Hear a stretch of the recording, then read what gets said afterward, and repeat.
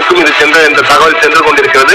எனவே அந்த தகவலை முன்கூட்டியே நாம் தற்போது விஜய் ரசிகர்களுக்கும் தொண்டர்களுக்காக ஒரு பிரத்யேக செய்தியாக தற்போது நாம் கொடுத்துக் கொண்டிருக்கிறோம்.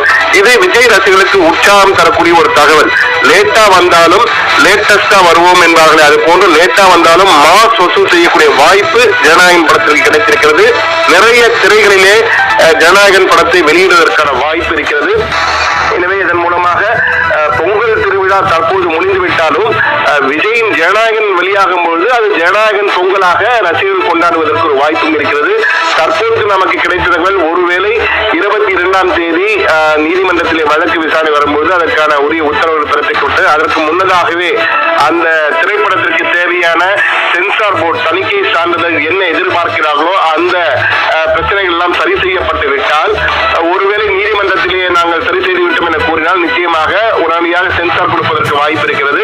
அப்போது சான்றிதழ் கிடைத்தால் வரும் 26ஆம் தேதி, அதாவது ஜனவரி 26ஆம் தேதி குடியரசு தினத்தன்று ஜனநாயகன் திரைப்படம் தமிழகம் முழுவதும் இல்ல உலகம் முழுவதும் வெளியாவதற்கான வாய்ப்புகள் அதிகம் இருப்பதாகவே தற்போது கணிக்கப்படுகிறது.